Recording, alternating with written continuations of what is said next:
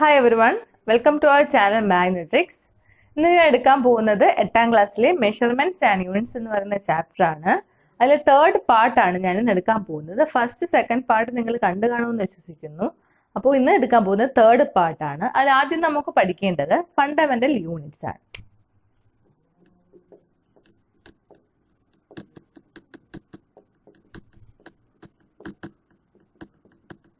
നമുക്ക് നോക്കാം എന്താണ് ഫണ്ടമെന്റൽ യൂണിറ്റ്സ് എന്ന് നോക്കാം. ഓക്കെ, ഫണ്ടമെന്റൽ യൂണിറ്റ്സിലേക്ക് കിടക്കും മുന്നേ ഫണ്ടമെന്റൽ ക്വാണ്ടിറ്റീസ് എന്താണെന്ന് നോക്കാം. നമുക്ക് ഏതൊരു ക്വാണ്ടിറ്റിയും മറ്റൊരു ക്വാണ്ടിറ്റിയുമായിട്ട് റിലേറ്റ് ചെയ്യാതെ ഇൻഡിപെൻഡന്റ് ആയിട്ട് എഴുതാൻ പറ്റുന്ന ക്വാണ്ടിറ്റീസിനെയാണ് നമ്മൾ ഫണ്ടമെന്റൽ ക്വാണ്ടിറ്റീസ് എന്ന് പറയുന്നത്. മറ്റൊരു ക്വാണ്ടിറ്റിയിൽ നിന്നും ഡിറൈവ് ചെയ്തെടുക്കാൻ പറ്റാത്തൊരു ക്വാണ്ടിറ്റിയാണ് നമ്മൾ ഫണ്ടമെന്റൽ ക്വാണ്ടിറ്റി അല്ലെങ്കിൽ അടിസ്ഥാനപരമായ ക്വാണ്ടിറ്റീസ് എന്ന് പറയുന്നത്. അത്തരം ക്വാണ്ടിറ്റികളുടെ യൂണിറ്റുകളാണ് ഫണ്ടമെന്റൽ യൂണിറ്റ്സ് എന്ന് പറയുന്നത്. ഓക്കെ, നമ്മൾ SI സിസ്റ്റം അല്ലെങ്കിൽ ഇന്റർനാഷണൽ സിസ്റ്റം ഓഫ് യൂണിറ്റ്സ് പ്രകാരം നമുക്ക് 7 ഫണ്ടമെന്റൽ യൂണിറ്റ്സ് ആണ് ഉള്ളത്. ഒന്നാമത്തേന്ന് ലെങ്ത്. ലെങ്ത് നമ്മൾ ഡീറ്റെയിൽ ആയിട്ട് പഠിച്ചായിരുന്നു. ലെങ്തിന്റെ യൂണിറ്റ് എന്ന് പറയുന്നത് മീറ്റർ ആണ്. സ്മോൾ ലെറ്റർ M യൂസ് ചെയ്താണ് റെപ്രസെന്റ് ചെയ്യുന്നത്. രണ്ടാമത്തെ ഫണ്ടമെന്റൽ ക്വാണ്ടിറ്റി മാസ് ആണ്. മാസ് നമ്മൾ പഠിച്ചു കഴിഞ്ഞു. മാസിന്റെ SI യൂണിറ്റ് എന്ന് പറയുന്നത് കിലോഗ്രാം ആണ്. നമ്മൾ kg എന്ന സിമ്പൽ യൂസ് ചെയ്താണ് റെപ്രസെന്റ് ചെയ്യുന്നത്. മൂന്നാമത്തത് ടൈം ആണ്. ടൈം നമ്മൾ പഠിച്ചായിരുന്നു. ടൈമിന്റെ യൂണിറ്റ് എന്ന് പറയുന്നത് സെക്കൻഡ് ആണ്. സ്മോൾ ലെറ്റർ S യൂസ് ചെയ്ത് റെപ്രസെന്റ് ചെയ്യുന്നു. നാലാമത്തത് ഇലക്ട്രിക് കറന്റ് ആണ്. നമുക്കറിയാം കറണ്ട് എന്നുള്ള ചാർജിന്റെ ഫ്ലോ ആണ് നമ്മൾ ഇലക്ട്രിക് കറണ്ട് എന്ന് പറയുന്നത്, അല്ലെങ്കിൽ rate of flow of charge ആണ് നമ്മൾ ഇലക്ട്രിക് കറണ്ട് എന്ന് പറയുന്നത്. അപ്പം ഇലക്ട്രിക് കറണ്ടിന്റെ യൂണിറ്റ് തന്നെ ആംപിയർ ആണ്. ക്യാപിറ്റൽ A യൂസ് ചെയ്താണ് റെപ്രസെന്റ് ചെയ്യുന്നത്. അഞ്ചാമത്തത് എന്ന് പറയുന്നത് ടെമ്പറേച്ചർ ആണ്. ടെമ്പറേച്ചർ എന്ന് പറയുന്നത് ഒരു വസ്തുവിന്റെ കോൾഡ്നെസ് അല്ലെങ്കിൽ ഹോട്ട്നെസ്, ഡിഗ്രി ഓഫ് ഹോട്ട്നെസ് അല്ലെങ്കിൽ കോൾഡ്നെസ് ആണ് നമ്മൾ ടെമ്പറേച്ചർ എന്ന് പറയുന്നത്. ടെമ്പറേച്ചറിന്റെ SI യൂണിറ്റ് എന്ന് പറയുന്നത് കെൽവിൻ ആണ്. ക്യാപിറ്റൽ K യൂസ് ചെയ്താണ് നമ്മൾ റെപ്രസെന്റ് ചെയ്യുന്നത്. ഇനി ആറാമത്തേത് എന്ന് പറയുന്നത് എമൗണ്ട് ഓഫ് സബ്സ്റ്റൻസ് ആണ്.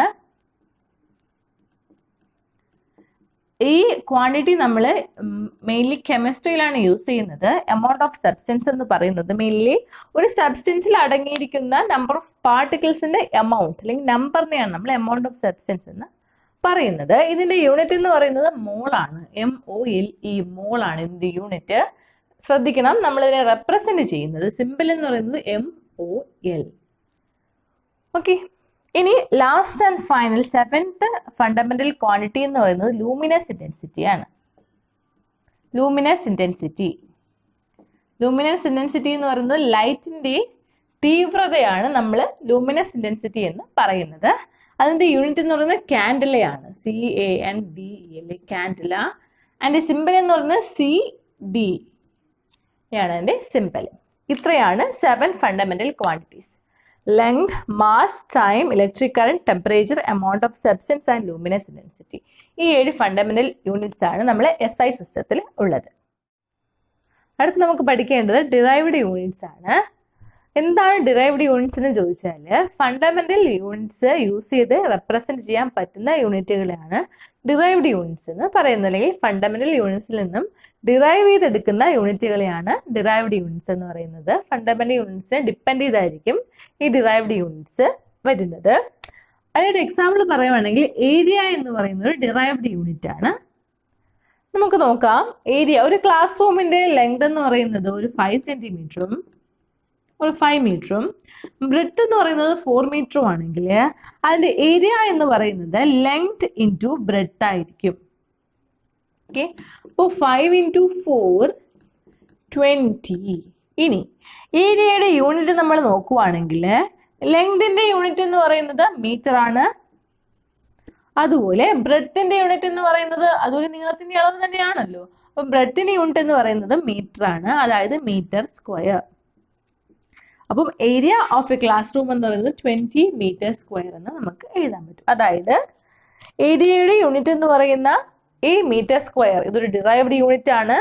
ലെങ്ത് എന്ന് പറയുന്ന ഒരു ഫണ്ടമെന്റൽ യൂണിറ്റിൽ നിന്നും ഡിറൈവ് ചെയ്ത് എടുത്ത യൂണിറ്റ് ആണ് ഏരിയയുടെ യൂണിറ്റ് എന്ന് പറയുന്നത്. അപ്പോൾ അതാണ് ഡിറൈവ്ഡ് യൂണിറ്റ്, ഒന്നാമത്തെ ഏരിയ. ഞാൻ നേരത്തെ പറഞ്ഞായിരുന്നല്ലോ, SI യൂണിറ്റ് അല്ലെങ്കിൽ standard international system of units പ്രകാരമാണ് നമുക്ക് 7 ഫണ്ടമെന്റൽ യൂണിറ്റ്സ് ഉണ്ടെന്ന് പറഞ്ഞത്. അപ്പോൾ ഈ SI യൂണിറ്റ്സിന്റെ ഫീച്ചേഴ്സ് എന്താണെന്ന് നോക്കാം. എന്താണ് അതിന്റെ പ്രത്യേകതകൾ? ഒന്നെന്ന് പറയുന്നത്, SI യൂണിറ്റ് എന്ന് പറയുന്നത് ഒരു യൂണിഫൈഡ് ആയിട്ടുള്ള യൂണിറ്റ് ആണ്. അതായത് ഏകീകൃതമായ ഒരു യൂണിറ്റ് ആണ് SI യൂണിറ്റ് എന്ന് പറയുന്നത്. രണ്ടാമത്തത്, അതൊരു ഇന്റർനാഷണലി അക്സെപ്റ്റഡ് യൂണിറ്റ് ആണ്. അതായത് വേൾഡ് വൈഡ് അക്സെപ്റ്റ് ചെയ്തിട്ടുള്ള യൂണിറ്റുകളാണ് SI യൂണിറ്റുകൾ. അതുപോലെ SI യൂണിറ്റ് ഏതൊരു ഫിസിക്കൽ ക്വാണ്ടിറ്റി റെപ്രസെന്റ് ചെയ്യാനായിട്ട് SI യൂണിറ്റ്സ് മതിയാവും. അല്ലെങ്കിൽ it is adequate to represent any physical quantities. ഏത് ഒരു ഫിസിക്കൽ ക്വാണ്ടിറ്റിയെയും റെപ്രസെന്റ് ചെയ്യാൻ നമുക്ക് എന്ത് ഉപയോഗിച്ച്? SI യൂണിറ്റ്സ് യൂസ് ചെയ്ത് ഏതൊരു ഫിസിക്കൽ ക്വാണ്ടിറ്റിയെ നമുക്ക് റെപ്രസെന്റ് ചെയ്യാം. ഇതാണ് 3 പ്രോപ്പർട്ടീസ്.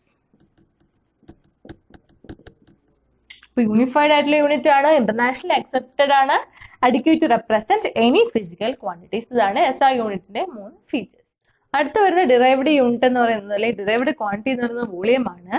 നമുക്ക് വോളിയം എന്ന് പറഞ്ഞാൽ ഒരു ബോഡി ഒക്കുപ്പൈ ചെയ്യാൻ ആവശ്യമുള്ള സ്പേസ്, അല്ലെങ്കിൽ ഒരു ബോഡി ഒക്കുപ്പൈ ചെയ്യുന്ന സ്പേസിനെയാണ് നമ്മൾ വോളിയം എന്ന് പറയുന്നത്. അല്ലെങ്കിൽ space occupied by a body is what called volume. അപ്പം വോളിയം ഒരു റെക്ടാംഗിളിനെ സംബന്ധിച്ചിടത്തോളം വോളിയം എന്ന് പറയുന്നത് length into breadth into height ആണ് വോളിയം എന്ന് പറയുന്നത്.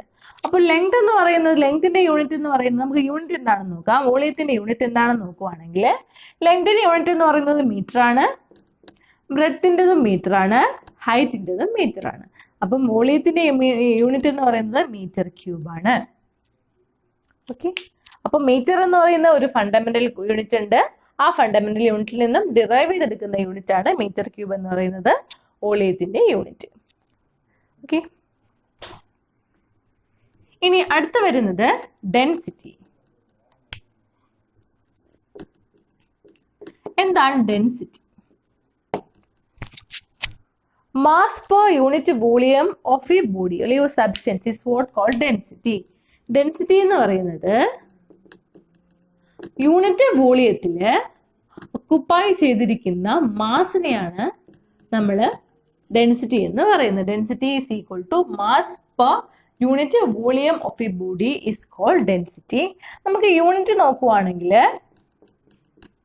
മാസിന്റെ യൂണിറ്റ് എന്ന് പറയുന്നത് കിലോഗ്രാം ആണെന്നറിയാം നമുക്ക്. അതുപോലെ വോളിയത്തിന്റെ യൂണിറ്റ് നമ്മൾ കുറച്ച് നേരത്തെ പഠിച്ചതേ ഉള്ളൂ, മീറ്റർ ക്യൂബ് ആണ്. അപ്പോൾ ഡെൻസിറ്റി എന്ന് പറയുന്നത്, ഡെൻസിറ്റിയുടെ യൂണിറ്റ് എന്ന് പറയുന്നത് കിലോഗ്രാം പെർ മീറ്റർ ക്യൂബ് ആണ് ഡെൻസിറ്റിയുടെ യൂണിറ്റ്.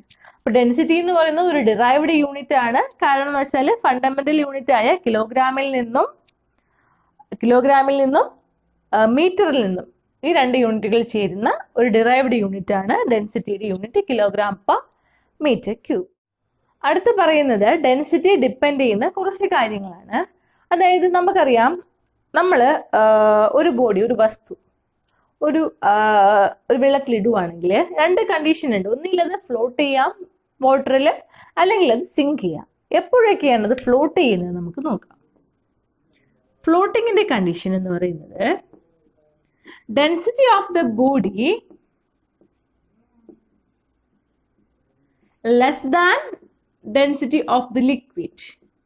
ഏത് ലിക്വിഡിലാണോ നമ്മൾ ബോഡിയെ ഇമേഴ്സ് ചെയ്യുന്നത്, അത് ബോഡി ഇടുന്നത്, ആ നമ്മളുടെ ബോഡിയുടെ ഡെൻസിറ്റി എന്ന് പറയുന്നത് ലിക്വിഡിന്റെ ഡെൻസിറ്റിയെക്കാളും കുറവാണെങ്കിൽ അത് എപ്പോഴും ഫ്ലോട്ട് ചെയ്യും. സെക്കൻഡ് കണ്ടീഷൻ എന്ന് പറയുന്നത് സിങ്കിങ്. എപ്പോഴാണ് ഒരു ബോഡി മുങ്ങുക? സിങ്ക് എന്ന് വെച്ചാൽ മുങ്ങുക. ഡെൻസിറ്റി, ബോഡിയുടെ ഡെൻസിറ്റി എന്ന് പറയുന്നത്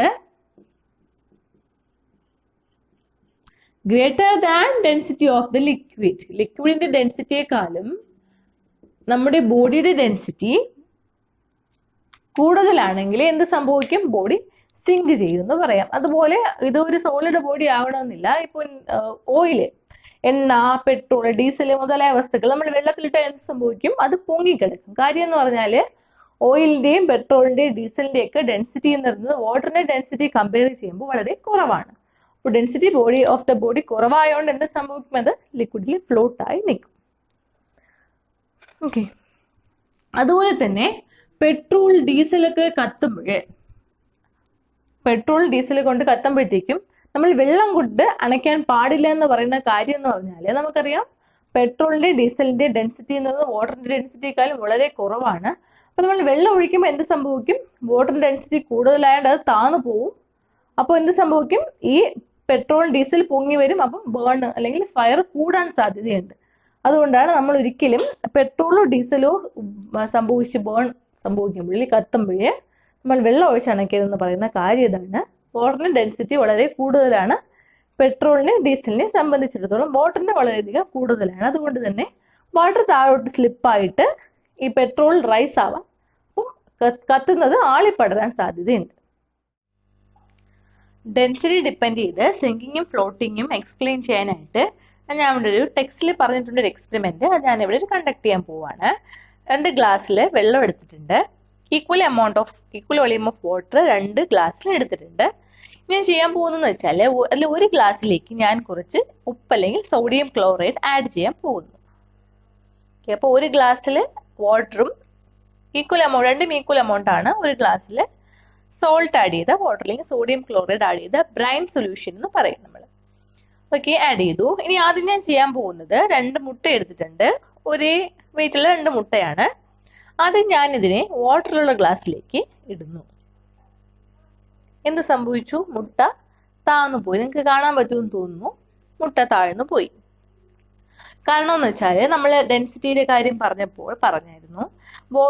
മുട്ടയുടെ ഡെൻസിറ്റി എന്ന് പറയുന്നത് വെള്ളത്തിന്റെ ഡെൻസിറ്റിക്കാളും കൂടുതലായതുകൊണ്ട് അത് സിങ്ക് ചെയ്യുന്നു. ഇനി ഞാൻ ഇത് സോഡിയം ക്ലോറൈഡ് ആഡ് ചെയ്ത സൊല്യൂഷനിലേക്ക് ഈ മുട്ട ഇടുന്നു. എന്ത് സംഭവിച്ചു? അത് പൊങ്ങിക്കിടക്കുകയാണ് ചെയ്യുന്നത്. അതിനർത്ഥം ഞാൻ സോഡിയം ക്ലോറൈഡ് ആഡ് ചെയ്തപ്പോൾ ആ വാട്ടറിന്റെ ഡെൻസിറ്റി മുട്ടയുടെ ഡെൻസിറ്റിയെക്കാളും കൂടി നിന്നു. അതായത് ഇപ്പോൾ മുട്ടയുടെ ഡെൻസിറ്റി എന്ന് പറയുന്നത് വാട്ടറിന്റെ ഡെൻസിറ്റിയെക്കാളും കുറവാണ്. അതുകൊണ്ടാണ് അത് പൊങ്ങി നിൽക്കുന്നത് അല്ലെങ്കിൽ ഫ്ലോട്ട് ചെയ്യുന്നത്. ഇതാണ് സിങ്കിങ്ങിന്റെയും ഫ്ലോട്ടിങ്ങിന്റെയും principle. Density of the body greater than the density of liquid ആണെങ്കിൽ എന്ത് സംഭവിക്കും? അത് സിങ്ക് ചെയ്യും. അഥവാ തിരിച്ചാണെങ്കിൽ അത് ഫ്ലോട്ട് ചെയ്യും. അപ്പോൾ അടുത്ത് നമുക്ക് പഠിക്കേണ്ടത്, നമ്മൾ യൂണിറ്റുകൾ നമ്മൾ എഴുതുന്ന കാര്യം പറഞ്ഞു. എപ്പോഴും യൂണിറ്റുകൾ എഴുതുമ്പോൾ നമുക്ക് കുറച്ച് റൂൾസ് ശ്രദ്ധിക്കണം. ഈ റൂൾസ് അനുസരിച്ചായിരിക്കണം നമ്മൾ യൂണിറ്റ്സിന്റെ സിമ്പിൾസ് ഒക്കെ എഴുതേണ്ടത്. നമുക്ക് ആദ്യത്തെ റൂൾ എന്ന് പറഞ്ഞാൽ ഒരു 10 റൂൾസ് ആണ് ടെക്സ്റ്റിൽ പറയുന്നത്. നമുക്ക് ഓരോന്നോരോന്നായിട്ട് നോക്കാം. അപ്പൊ ആദ്യത്തെ റൂൾ എന്ന് പറയുന്നത്, നമ്മൾ എപ്പോഴും യൂണിറ്റുകൾ എഴുതുമ്പോൾ സ്മോൾ ലെറ്റേഴ്സ് ആയിരിക്കണം യൂസ് ചെയ്യേണ്ടത്. ഓക്കെ, ഫോർ എക്സാമ്പിൾ പറയുവാണെങ്കിൽ മീറ്റർ സ്മോൾ എം ആണ് നമ്മൾ യൂസ് ചെയ്യേണ്ടത്. ക്യാപിറ്റൽ എം യൂസ് ചെയ്യില്ല. അതുപോലെ കിലോഗ്രാം ആണ് സ്മോൾ ലെറ്റർ ആണ് യൂസ് ചെയ്യുന്നത്. ക്യാപിറ്റൽ kg എന്ന് യൂസ് ചെയ്യുന്നത് തെറ്റാണ്. ഫസ്റ്റ് റൂൾ പറയുന്നത് എപ്പോഴും സ്മോൾ ലെറ്റേഴ്സ് മാത്രമായിരിക്കും യൂസ് ചെയ്യുന്നത്. രണ്ടാമത്തത്, ഒരു യൂണിറ്റ് ഒരു സയന്റിസ്റ്റിന്റെ നെയിം കാരണം ആണ് വന്നിട്ടുള്ളത് എങ്കിൽ, എക്സാമ്പിൾ ന്യൂട്ടൺ, ഫോഴ്സിന്റെ യൂണിറ്റ് ആണ് ന്യൂട്ടൺ എന്ന് പറയുന്നത്. അപ്പൊ അത് നമ്മൾ എഴുതുമ്പോൾ നമുക്ക് ക്യാപിറ്റൽ ലെറ്റേഴ്സ് യൂസ് ചെയ്യാം. ബാക്കി എല്ലാ കേസിലും നമ്മൾ സ്മോൾ ലെറ്റേഴ്സ്, യൂഷ്വലി നമ്മൾ സ്മോൾ ലെറ്റേഴ്സ് ആണ് യൂണിറ്റ്സ് റെപ്രസെന്റ് ചെയ്യുന്നത്. പക്ഷെങ്കിൽ സയന്റിസ്റ്റിന്റെ നെയിം കാരണമാണ് യൂണിറ്റ് വന്നെങ്കിൽ നമ്മൾക്ക് അതിനെ ക്യാപിറ്റൽ ലെറ്ററിൽ റെപ്രസെന്റ് ചെയ്യാം. അതുപോലെ വോൾട്ട് ക്യാപിറ്റൽ V വെച്ച് നമ്മൾ റെപ്രസെന്റ് ചെയ്യും. ഇനി നമുക്ക് റെപ്രസെന്റ് ചെയ്യാവുന്നതാണ്. അതാണ് രണ്ടാമത്തെ യൂണിറ്റ് പറയുന്നത്.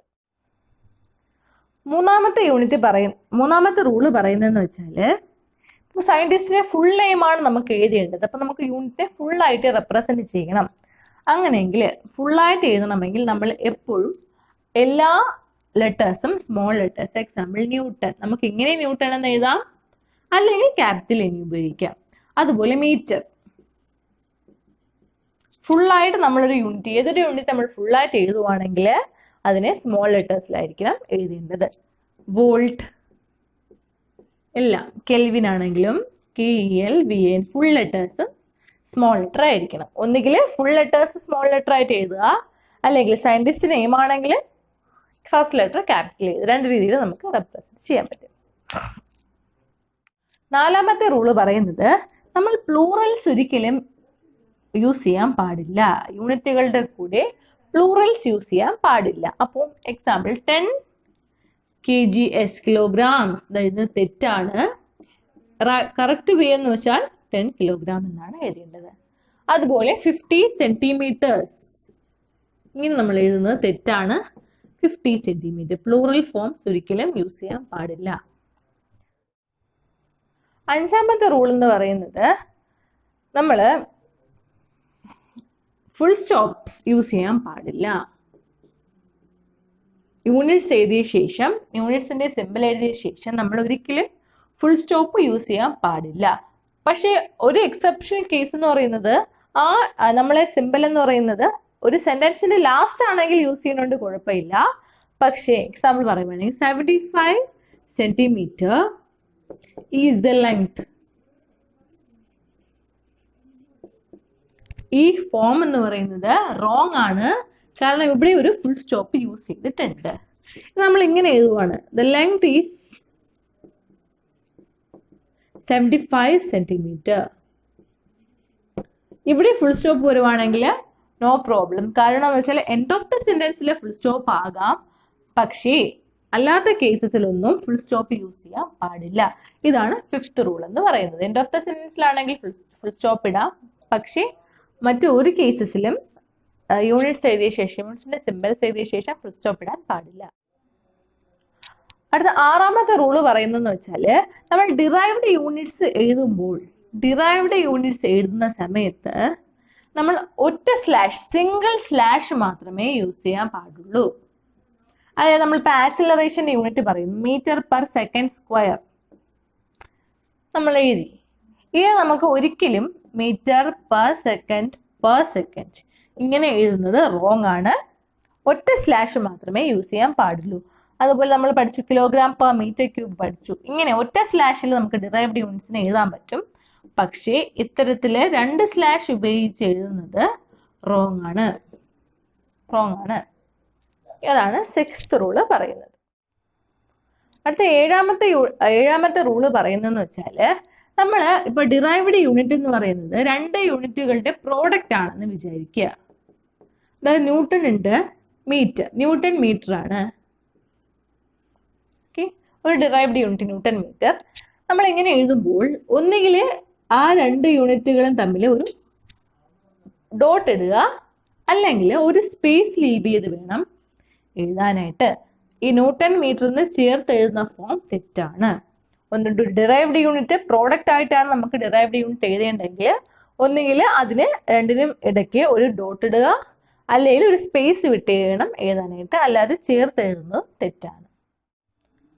അടുത്ത 8ാമത്തെ റൂള് പറയുന്നതെന്ന് വെച്ചാൽ നമ്മൾ ഒരു യൂണിറ്റ് എഴുതുമ്പോൾ അല്ലെങ്കിൽ സിമ്പിൾ എഴുതുമ്പോൾ അതിന്റെ യൂണിറ്റിനെയും സിമ്പിളിനെയും, നെയിം ഓഫ് ദ യൂണിറ്റിനെയും സിമ്പിളിനെയും മിക്സപ്പ് ചെയ്യാതിരിക്കാൻ ശ്രമിക്കുക എന്നല്ല, മിക്സപ്പ് ചെയ്യാൻ പാടില്ല. കിലോഗ്രാം പെർ മീറ്റർ ക്യൂബ് ഇത് ശരിയായ രീതിയാണ്. എന്നാൽ കിലോഗ്രാമിനെ ഞാൻ നെയിം എഴുതി പെർ മീറ്റർ ക്യൂബ് ഇത് തെറ്റാണ്. അതുപോലെ കിലോഗ്രാം പെർ മീറ്റർ ക്യൂബ് ഇത് തെറ്റാണ്. അതായത് നെയിം ഓഫ് ദ യൂണിറ്റും സിമ്പലും ഒരിക്കലും മിക്സ് ചെയ്യാൻ പാടില്ല. ഒന്നുകിൽ ഫുള്ളായിട്ട് കിലോഗ്രാം പെർ മീറ്റർ ക്യൂബ് എന്ന് നെയിം എഴുതുക, ഇല്ലെങ്കിൽ അതിന്റെ യൂണിറ്റ് സിമ്പൽസ് മാത്രം എഴുതുക. ഇതാണ് 8ാമത്തെ റൂള് പറയുന്നത്. അടുത്ത 9ാമത്തെ റൂള് പറയുന്നതെന്ന് വെച്ചാൽ നമുക്ക് ഒരു വാല്യൂവും യൂണിറ്റും കൂടെ എഴുതുന്ന സമയത്ത്, എക്സാമ്പിൾ ഒരു റോഡിന്റെ ലെങ്ത് 100 മീറ്റർ എന്ന് എനിക്ക് കിട്ടി. എങ്ങനെ എഴുതുന്ന സമയത്ത് ശ്രദ്ധിക്കേണ്ട കാര്യം എന്ന് പറഞ്ഞാൽ ആ വാല്യൂവും നമ്മുടെ സിമ്പിളും തമ്മിൽ ഒരു സ്പേസ് വിടാൻ എപ്പോഴും ശ്രദ്ധിക്കുക. ഒരു എക്സാമ്പിൾ പറഞ്ഞാൽ 273 കെൽവിൻ ഞാൻ എഴുതുവാണെങ്കിൽ എൻ്റെ ഈ സിമ്പിളായ കെൽവിനും ഈ വാല്യൂവും തമ്മിൽ ഒരു സ്പേസ് ഇടാനായിട്ട് ശ്രദ്ധിക്കണം. ഓക്കെ, അല്ലാതെ 100 മീറ്റർ ഇങ്ങനെ ചേർത്ത് എഴുതുന്നത് റോങ് ആണ്. 273 കെൽവിൻ നമ്മൾ യൂഷ്വലി ഇങ്ങനെയാണ് എഴുതുന്നത് അല്ലേ? നമുക്കൊരു പ്രാക്ടീസ് ഉണ്ട് ചേർത്ത് എഴുതാനായിട്ട്. ആ ആ രീതി എന്ന് പറയുന്നത് തെറ്റാണ്. എപ്പോഴും വാല്യൂവും സിമ്പിളും തമ്മിൽ ഒരു സ്പേസ് ഇടാൻ ശ്രദ്ധിക്കുക. ഇനി 10ാമത്തെ റൂള് പറയുന്നതെന്ന് വെച്ചാൽ ഒരു സിംഗിൾ ക്വാണ്ടിറ്റിയെ റെപ്രസെന്റ് ചെയ്യാൻ ഒന്നിൽ കൂടുതൽ യൂണിറ്റുകൾ യൂസ് ചെയ്യാൻ പാടില്ല. എക്സാമ്പിള് 10.25 മീറ്റർ എനിക്ക് കിട്ടി. എന്തൊരു റെക്ടാങ്കിളിന്റെ എന്തിൻ്റെയെങ്കിലും ഒരു ലെങ്ത് 10.25 മീറ്റർ എന്ന് കിട്ടി. ഇത് കറക്റ്റ് ഫോം ഓഫ് റെപ്രസെന്റേഷൻ ആണ്. ഇപ്പോൾ എനിക്കിതിനെ ഇങ്ങനെ എഴുതാം 10 മീറ്റർ 25 സെന്റിമീറ്റർ. ഇവിടെ 2 യൂണിറ്റുകളെ ഞാൻ യൂസ് ചെയ്താണ് ഒരു സിംഗിൾ ക്വാണ്ടിറ്റി റെപ്രസെന്റ് ചെയ്തത്. ഈ മെത്തേഡ് ഓഫ് റെപ്രസെന്റേഷൻ എന്ന് പറയുന്നത് തെറ്റാണ്. അപ്പം ഏതൊരു ഫിസിക്കൽ ക്വാണ്ടിറ്റിയെ റെപ്രസെന്റ് ചെയ്യാനായിട്ട് ഒരൊറ്റ യൂണിറ്റ് മാത്രമേ യൂസ് ചെയ്യാൻ പാടുള്ളൂ. അപ്പൊ ഇത്രയുമാണ് 10 റൂൾസ് ഒരു സിമ്പിൾസും യൂണിറ്റ്സും റെപ്രസെന്റ് ചെയ്യുമ്പോൾ നമ്മൾ ഓർക്കേണ്ട 10 റൂൾസ് ആണ് നമ്മൾ പഠിച്ചത്. അപ്പോൾ ഇനി നമുക്കുള്ളത് ടെക്സ്റ്റില് ലെറ്റ് അസസ് എന്ന് പറയുന്ന ഒരു പോർഷൻ ഉണ്ട്. ഓൾമോസ്റ്റ് എക്സാംസിന് ഏറ്റവും കൂടുതൽ ക്വസ്റ്റ്യൻസ് ചോദിച്ചിട്ടുള്ളത് ലെറ്റ് അസസ് എന്ന് പറയുന്ന ഒരു പോർഷനിൽ നിന്നാണ്. അപ്പോൾ കുറച്ച് ക്വസ്റ്റ്യൻസ് നമുക്ക് ജസ്റ്റ് ഒന്ന് പെട്ടെന്ന് ഡിസ്കസ് ചെയ്യാം. ഒന്നാമത്തെ ക്വസ്റ്റ്യൻ എന്ന് പറയുന്നത് അസെൻഡിങ് ഓർഡറിൽ എഴുതുക എന്നാണ് പറഞ്ഞിട്ടുള്ളത്. ഒന്നാമത്തെ ക്വസ്റ്റ്യൻ പറയുന്ന യൂണിറ്റുകളെ അസെൻഡിങ് ഓർഡറിൽ എഴുതുക. അതിൽ millimetre, then nanometre, centimetre, micrometre. Okay, ഈ യൂണിറ്റുകളെ അസെൻഡിങ് ഓർഡറിൽ എഴുതാനാണ് പറഞ്ഞിട്ടുള്ളത്. അസെൻഡിങ് ഓർഡർ എന്ന് വെച്ചാൽ ചെറുതിൽ നിന്നും വലുതിലേക്ക് എഴുതുക. അപ്പൊ ആൻസർ എന്തായിരിക്കും? ഏറ്റവും ചെറിയ ക്വാണ്ടിറ്റി എന്ന് പറയുന്നത് നാനോമീറ്റർ ആണ്, പിന്നെ വരുന്നത് മൈക്രോമീറ്റർ ആണ്, പിന്നെ മില്ലിമീറ്റർ ആണ്, പിന്നെ സെന്റിമീറ്റർ. അസെൻഡിങ് മീൻസ് ചെറുതിൽ നിന്നും വലുതിലോട്ട്. നാനോമീറ്റർ ഏറ്റവും ചെറുത്, സെന്റിമീറ്റർ ഉള്ളതിൽ ഏറ്റവും വലുത്. രണ്ടാമത്തെ ക്വസ്റ്റ്യൻ എന്ന് പറയുന്നത് സെയിം അസെൻഡിങ് ഓർഡറിലാണ്. ഫസ്റ്റിന്റെ എ പാർട്ട് ഇതാണെന്ന് തോന്നുന്നു. ഇനി ബി പാർട്ടില് പറയുന്നത് 1 metre, 1 centimetre, 1 kilometre, 1 millimetre. Okay, ഇത്രയും ടേംസ് ഇത്രയും ക്വാണ്ടിറ്റീസ് ഉണ്ട്. ഇതിന് നമ്മൾ വീണ്ടും അസെൻഡിങ് ഓർഡറിൽ അറേഞ്ച് ചെയ്യുക. അസെൻഡിങ് എന്ന് പറയുമ്പോൾ ചെറുതിൽ നിന്നും വലുതിലേക്കായിട്ടുള്ള രീതിയിൽ അറേഞ്ച് ചെയ്യുക. അപ്പം നമുക്ക് നോക്കുമ്പോൾ തന്നെ അറിയാൻ പറ്റും ഏറ്റവും ചെറുതെന്ന് പറയുന്നത് ഏതായിരിക്കും? മില്ലിമീറ്റർ ആണ്. അപ്പോൾ 1 മില്ലിമീറ്റർ ആണ് ഫസ്റ്റ് വൺ. അതിനേക്കാളും വലുത് 1 സെന്റിമീറ്റർ ആണ്. പിന്നെ 1 മീറ്റർ ഉണ്ട്, 1 കിലോമീറ്റർ. ഇതാണ് എൻ്റെ അസെൻഡിങ് ഓർഡറിൽ പറയുന്നത്. അപ്പം ലെറ്റ് അസസ് എന്ന് പറയുന്ന പോർഷൻ വളരെ ഇമ്പോർട്ടൻ്റ് ആണ്. കാരണം ഓൾമോസ്റ്റ് ക്വസ്റ്റ്യൻസ് എല്ലാം അതിൽ നിന്നാണ് ചോദിച്ചിട്ടുള്ളത്. അപ്പൊ ലെറ്റ് അസസിൽ രണ്ടാമത്തെ ക്വസ്റ്റ്യൻ എന്ന് പറയുന്നത് ഓഡ് വൺ ഔട്ട് ആണ്. അതിൽ കൂട്ടത്തിൽ ചേരാത്തതിനെ മാർക്ക് ചെയ്യുക. അതിൽ ഒന്നാമത്തത് കിലോഗ്രാം, മില്ലിഗ്രാം, ഗ്രാം, മില്ലിമീറ്റർ. നോക്കുമ്പോൾ തന്നെ മനസ്സിലാവും മില്ലിമീറ്റർ ആണ് ഓഡ് വൺ. കാരണം എന്ന് വെച്ചാൽ ബാക്കിയെല്ലാം മാസിന്റെ യൂണിറ്റ് ആണ്, മില്ലിമീറ്റർ മാത്രമാണ് ലെങ്തിന്റെ യൂണിറ്റ്. ഇനി അടുത്തതെന്ന് പറയുന്നത് micrometre, millimetre, kilometre, milligram. Milligram മാത്രമാണ് മാസിന്റെ യൂണിറ്റ്, ബാക്കി എല്ലാം ലെങ്തിന്റെ യൂണിറ്റ് ആണ്. അപ്പൊ ടെക്സ്റ്റിലെ മൂന്നാമത്തെ ക്വസ്റ്റ്യൻ എന്ന് പറയുന്നത് സ്കൂൾ മുതൽ ഫ്രണ്ടിന്റെ ഹൗസ് വരെ 2250 മീറ്റർ ആണ്. നമുക്ക് ഈ വാല്യൂവിനെ, ഈ മീറ്ററിനെ കിലോമീറ്ററിലോട്ട് ആക്കണം. നമുക്കറിയാം 1000 മീറ്റേഴ്സ് ചേരുമ്പോഴാണ് 1 കിലോമീറ്റർ ആകുന്നത്. അല്ലെങ്കിൽ 1 മീറ്റർ നമുക്ക് എങ്ങനെ എഴുതാം? 1 മീറ്റർ എന്ന് പറയുന്നത് 1/1000 ഓഫ് എ കിലോമീറ്റർ എന്ന് എഴുതാൻ പറ്റും. അപ്പം 2250 മീറ്ററിന് എങ്ങനെ എഴുതാൻ പറ്റും? 2250 ഡിവൈഡഡ് ബൈ 1000 കിലോമീറ്റർ, അതായത് 2.250 കിലോമീറ്റർ എന്ന് എഴുതാൻ പറ്റും. 2250 നമുക്ക് കിലോമീറ്ററിലോട്ട് കൺവേർട്ട് ചെയ്യണമായിരുന്നു. ഡിവൈഡ് ബൈ 1000 ചെയ്യുമ്പോൾ 2.250 എന്ന് കിട്ടും. അപ്പം നാലാമത്തെ ക്വസ്റ്റ്യൻ എന്ന് പറയുന്നത് നമുക്ക് കുറച്ച് ക്വാണ്ടിറ്റീസ് തന്നിട്ടുണ്ട്. അതിനെ SI യൂണിറ്റിൽ എഴുതാനായിട്ടാണ് പറഞ്ഞിരിക്കുന്നത്. അതിൽ ഒന്നാമത്തെ ക്വസ്റ്റ്യൻ 3500 ഗ്രാംസ് ആണ്. ഗ്രാം എന്ന് പറയുന്നത് മാസ് ആണ്. മാസിന്റെ SI യൂണിറ്റ് എന്ന് പറയുന്നത് കിലോഗ്രാം ആണ്. അപ്പൊ നമുക്കറിയാം 1000 ഗ്രാംസ് ചേരുമ്പോഴാണ് 1 കിലോഗ്രാം ആകുന്നത്. അല്ലെങ്കിൽ നമുക്ക് എന്ത് എഴുതാൻ പറ്റും? 1 ഗ്രാം എന്ന് പറയുന്നത് 1/1000 ഓഫ് എ കിലോഗ്രാം. അപ്പോൾ 3500 ഗ്രാം എന്ന് പറയുന്നത് 3500/1000 കിലോഗ്രാം, അല്ലെങ്കിൽ 3.5 കിലോഗ്രാം. 3500 ഗ്രാമിനെ വാല്യൂ മാറാതെ കിലോഗ്രാമിലോട്ടാക്കി 3.5 കിലോഗ്രാം. അതിൽ വരുന്ന രണ്ടാമത്തെ പാർട്ട് എന്ന് പറയുന്നത് 2.5 കിലോഗ്രാമിനെ SI യൂണിറ്റിലോട്ടാക്കുക. കിലോമീറ്ററിനെ SI യൂണിറ്റിലോട്ടാക്കുക. കിലോമീറ്റർ എന്ന് പറയുന്നത് ലെങ്ത് ആണ്. ലെങ്തിന്റെ SI യൂണിറ്റ് എന്ന് പറയുന്നത് മീറ്റർ ആണ്. അപ്പം 1 കിലോമീറ്റർ 1000 മീറ്റർ ആണ്. അപ്പൊ 2.5 കിലോമീറ്റർ എന്ന് പറയുന്നത് 2.5 × 1000 മീറ്റർ ആണ്. അതായത് 2500 മീറ്റർ. അടുത്ത സി പാർട്ട്, ലാസ്റ്റ് പാർട്ട് എന്ന് പറഞ്ഞാൽ 2 hours ആണ്. 2 hours നമുക്ക് SI യൂണിറ്റിലോട്ട് മാറ്റണം. ടൈം ആണ്. ടൈമിന്റെ SI യൂണിറ്റ് സെക്കൻഡ് ആണ്. അപ്പൊ 2 hour നമുക്ക് സെക്കൻഡിലോട്ട് മാറ്റണം. നമുക്കറിയാം 1 hour എന്ന് പറയുന്നത് 60 minutes ആണ്. അപ്പൊ ഈ 60 minutes എന്ന് പറയുന്നത് ഇതിൽ ഓരോ മിനിറ്റിനെ 60 × 60 seconds എന്ന് നമുക്ക് എഴുതാൻ പറ്റും. അല്ലെങ്കിൽ 1 അവർ എന്ന് പറയുന്നത് 60 × 60 സെക്കൻഡ്സ് എന്ന് നമുക്ക് പറയാൻ പറ്റും. അപ്പോൾ 2 അവർ എന്ന് പറയുമ്പോൾ എന്തായിരിക്കും? 2 × 60 × 60 സെക്കൻഡ്സ് എന്ന് പറയുന്നതായിരിക്കും 2 അവർ. അതായത് 7200 സെക്കൻഡ്സ്. 60 മിനിറ്റ്സ് എന്ന് പറയുന്നത് 1 അവർ 60 മിനിറ്റ്സ് ആണ്. അതിൽ 60 മിനിറ്റ്സ് എന്ന് പറയുന്നത് 60 × 60 സെക്കൻഡ്സ് ആണ്. അപ്പം 1 അവർ എന്ന് പറയുന്നത് 60 × 60 സെക്കൻഡ്സ് ആണെങ്കിൽ 2 അവർ എന്ന് പറയുന്നത് 2 × 60 × 60 സെക്കൻഡ്സ് ആയിരിക്കും. അല്ലെങ്കിൽ 7200 സെക്കൻഡ്സ് ആയിരിക്കും 2 അവർ എന്ന് പറയുന്നത്. അപ്പോൾ ഇതോടുകൂടി നമ്മുടെ മെഷർമെന്റ്സ് ആൻഡ് യൂണിറ്റ്സ് എന്ന് പറയുന്ന ചാപ്റ്റർ കംപ്ലീറ്റ് ആയിരിക്കുകയാണ്. അപ്പോൾ ഇന്നത്തെ ക്ലാസ് എല്ലാവർക്കും മനസ്സിലായെന്ന് വിശ്വസിക്കുന്നു. അപ്പോൾ നിങ്ങൾക്ക് എന്തെങ്കിലും നിർദ്ദേശങ്ങളുണ്ടെങ്കിലോ അഭിപ്രായങ്ങളുണ്ടെങ്കിലോ താഴെ കമൻറ്റ് ബോക്സിൽ അറിയിക്കാവുന്നതാണ്. ഞങ്ങളുടെ വീഡിയോസ് ഇഷ്ടപ്പെടുന്നവർ ലൈക്ക് ചെയ്യുക, സബ്സ്ക്രൈബ് ചെയ്യുക. Thank you.